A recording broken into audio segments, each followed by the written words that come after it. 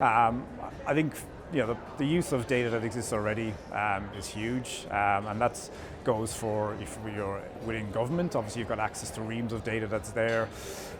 Data protection issues will mean you've got challenges, kind of how you get it, but it doesn't need to be, it can be unidentified data, and you're just looking for those changes. If you're out there and you're an organization working in a community, there's information on a very kind of small geographic level that's available, and you can look at that. And if you're working in a community over 4 or 5 years, if you're starting to see some of those key metrics change in that area, and if you know that you're predominantly one of the major players doing projects tackling these problems in those areas, then it's not causation, but there is a link between what you do and what's changing in that community. Whether it's just doing a small case study on one individual, or it's collecting survey data from 20 people, just asking them some questions around what's changed for them. It could be as simple as, was this outcome achieved for you? Yes, no. Second question, as a result of our intervention or our program, what has changed for you? And an open-ended question. The information and the detail of the narrative and story that you will get from people from asking those 2 questions will give you a huge indication of whether you're making an impact and making change happen.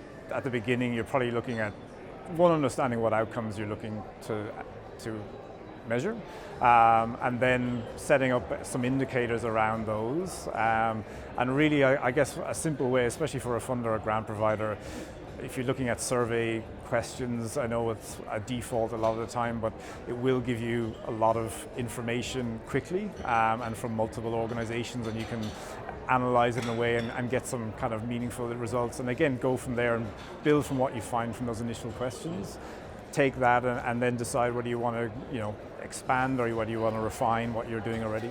It's a process of learning, it's a process of trying different methods, it's a process of looking at your results, evaluating what happened, what's the positive, what was the unexpected outcomes from doing something, and really it's about mastering a craft.